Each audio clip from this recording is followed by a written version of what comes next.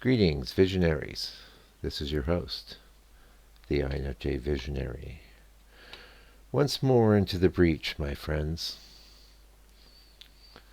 I got an email from a guy. He writes about AI. I have an interest in AI. I'm not a tech person.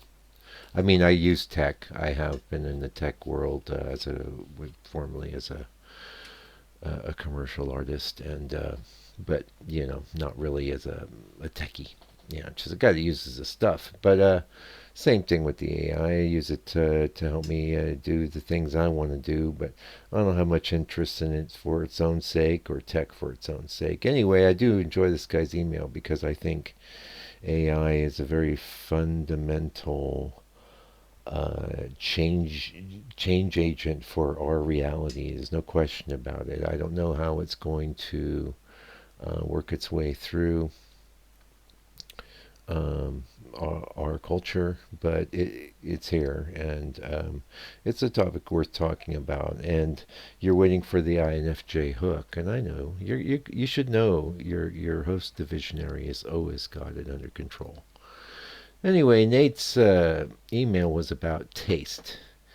But the way he was writing about taste, you could just as easily insert the word intuition. Because what is taste, if you think about it? You know something's good, or you know it's bad. How do you know? Well, we know one thing. We know that you can be an intuitive type. You can be very intuitive, but how great are your intuitions about things that you don't have much experience about? For example, my intuitions about what might be going on with my car. If there's an issue, they're not going to be that great because I'm not a very mechanical person. I don't know much about that sort of thing.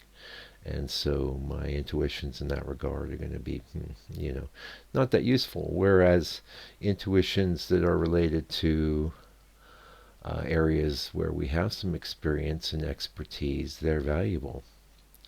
And granted, we are plugged into the entire intuition matrix through an eye. So in a sense, I might get some inklings or premonitions about the car if it was the problem, and they could be accurate. So that's not really where I'm coming from. What I am saying is that experience feeds intuition. That's verifiable, provable in your own existence. And the reason Nate was talking about taste is a lot of people have been engaged in occupations that it maybe took them 10 years to learn how to do a good job. And here we go, the AI traipses along, and it does it in 5 minutes. If it takes 5 minutes, and it's good work, it's useful. This is the other thing. A lot of the stuff that the AI does, maybe you're an expert in this or that particular thing that you started doing just so that you could have money for groceries. And if you're a human being, you probably found some kind of way to enjoy your work, to make a game of it, or to try and do it a little quicker every time. I used to work in manufacturing. I would cut mats for picture frames. I could cut almost 80 in an hour.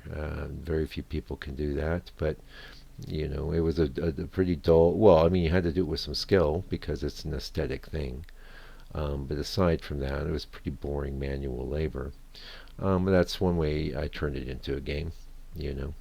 So you can do that, but let's face it, if your identity is all tied up in what you're doing, including art, look at the wonderful image we have today. Now, I not only am an artist, still a fine artist, but I was a commercial artist for many years, and I was employed to make images, and I have to say this is a pretty dang cool image. I don't know how many jobs are being lost to the AI in the art field because I quit working as a commercial artist a long time ago.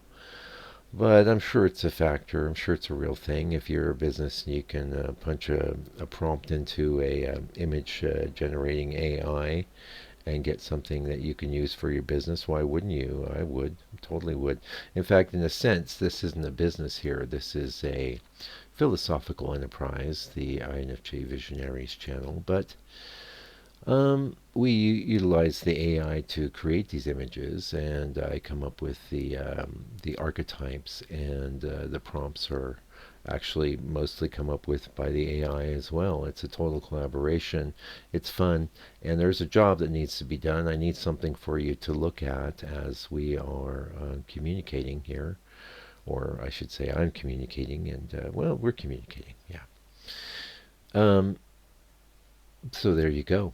Now, there's not much commerce being generated. I am not the kind of INFJ channel that's going to be generating a lot of income anytime soon.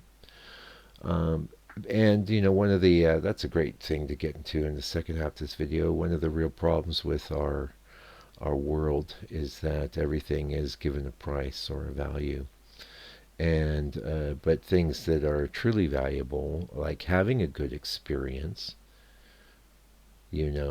creating a beautiful work of art, having a fulfilling conversation with another human being. Those things that don't have any monetary value, and so our culture doesn't put much emphasis on them.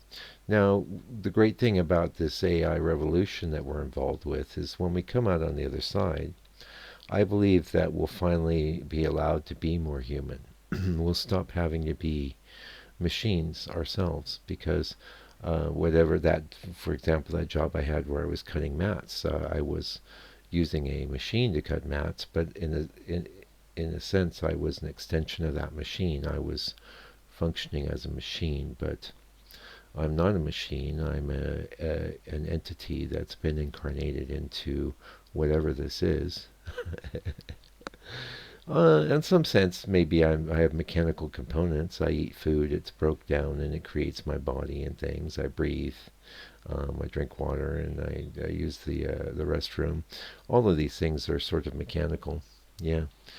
Anyway, let's see if we can pull it back into taste, intuition. So, yeah, we've got time as well. The AI creates the output that maybe took you forever to do before, but now it doesn't. Well, how do you know if it's good? That's taste. That is a knowing. That's another way of looking at intuition. That's never called knowing, but really that's probably just as good a word as any for what we do, what we have. We know.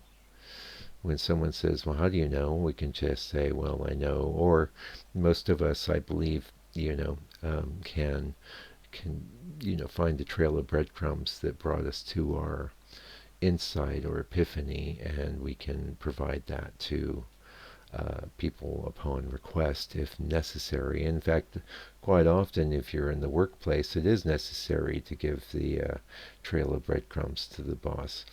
But I think if we don't really have to do that, we tend not to. I speak for myself. I tend not to worry about it. How I know things, I don't care. I know, and when I know, I know, and I'm almost never wrong. And I'm sure you are very similar. Now, the problem with this, of course, is when we are wrong, we're wrong spectacularly. And I think there's a lot of people that may be in our lives that are just enjoying that, because INFJ, you probably have a tendency to be a bit of a know-it-all. I know that I do. So much so, I don't even worry about it. It's just how I am. And why can I be a know-it-all? Because I know, right? People forget that part. They go, oh, you're such a know-it-all. Yeah, well, it's because I know things. I don't know everything, but I know that in the future, with the AI doing all the work, I think INFJs are going to be amongst the most valued people, because our ability to know things, and don't necessarily have to read every word in the document to start sensing that there's an issue or a problem with it, because of our intuitive abilities. I think it's going to be a very interesting time ahead, and I hope you got something from our talk today. And until I come back with another broadcast, do me a favor, INFJ, just keep on keeping on.